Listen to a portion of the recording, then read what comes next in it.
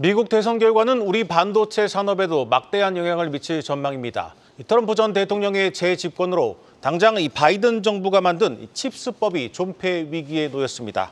이 법에 따라서 이 수십조 원을 투자하는 삼성전자와 SK하이닉스는 이 결과에 따라서 공장 건설 계획을 변경해야 할 수도 있습니다. 취재 기자와 자세히 알아보겠습니다. 산업부 정재홍 기자 나왔습니다. 정 기자, 사실 트럼프 전 대통령이 재집권하는 분위기인데 그동안 이 반도체 보조금에 대해서 계속해서 비판해 오지 않았습니까?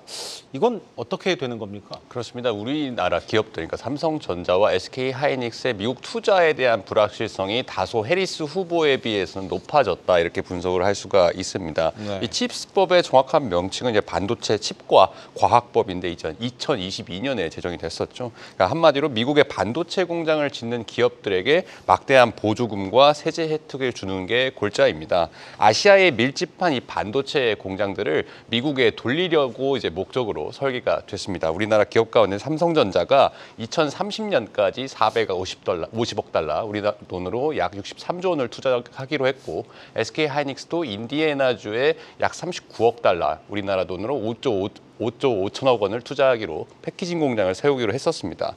트럼프는 이제 해당 반도체법을 강도 높게 비판해왔습니다. 그러니까 보조금 대신에 높은 관세를 부과하면 해외 반도체 기업들이 미국으로 돌아올 것이다, 이렇게 좀 말을 했었는데요. 다만 이제 이미 통과된 칩스법에 따라 이제 우리나라 기업뿐만 아니라 TSMC 등 다수 해외 기업들이 미국에 투자를 하기로 했었기 때문에 이것을 그냥 법을 말 한마디로 바꿀 수가 있게 된다면 기업과 나라 국가별로 이제 대규모 소송전에 휘말릴 수도 있습니다.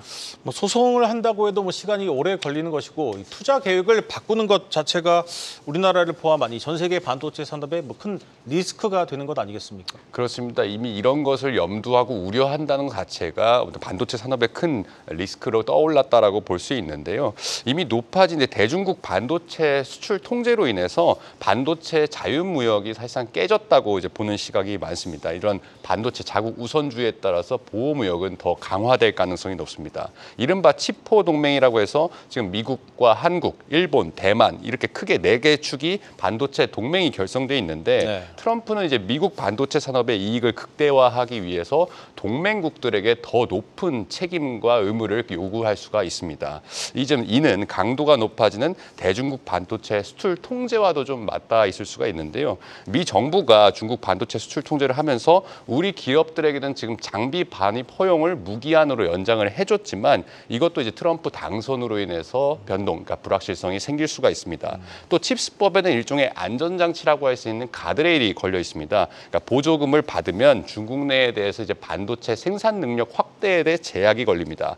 미중 간 반도체 패권의 갈등으로 인해서 중국에서 메모리 공장을 운영하는 삼성전자와 SK하이닉스에게 더 높은 제약이 발생하지 않으리란 법이 없을 텐데요. 전문가 인터뷰 듣고 오시죠. 트럼프 정부는 동맹국보다는 자국의 업체 경쟁력을 좀 더 강화시키는 데 초점을 두고 있기 때문에 보조금 지원에 있어서도 자국 업체에 좀 더 많은 비중을 할당한다라든가, 아니면 기존 반도체 취업법상에서 규정하고 있는 보조금 지원을 위한 가이드라인이라든가 요구 조건들을 굉장히 상향 조정을 해서, 네, 중국도 트럼프의 재집권을 반기지는 않을 겁니다. 중국과의 갈등이 더욱 깊어질 텐데, 그런데 이 트럼프 1기 집권 당시에 이 강도 높은 중국 제재 덕분에 중국의 자체적인 경쟁력, 이 반도체 경쟁력이 높아졌다, 이런 얘기도 있습니다. 그렇습니다. 이제 단기적으로는 미국 정부가 중국을 압박을 하면서 반도체 경쟁력을 낮출 수 있겠지만, 이게 장기적으로 본다면 중국의 자생력을 키울 수 있다, 이런 이제 지적이 나오는 가 있거든요. 실제로 이제 1기 집권 당시에 중국 화웨이에 대해서 트럼프 정부가 행정부가 제재를 했었죠. 그럼에도 이제 지난해 중국 파운드리인 SMIC로부터 공급받은 7나노 프로세서를 내놓으면서 부활을 현재 시도하고 있는 그런 상황입니다. 즉 이제 강도 높은 제재가 중국의 반도체 자생력만 키우고 있다는 비판인데, 그럼에도 미국의 중국에 대한 반도체 수출 통제는 강도가 높아지면 높아지지 약해지지 않을 것이라는 분석이 지배적입니다.